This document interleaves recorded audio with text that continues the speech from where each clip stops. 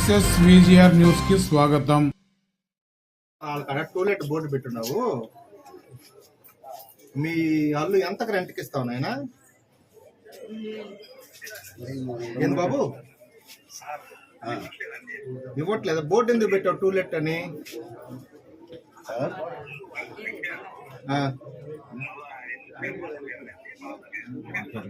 Water లేదని.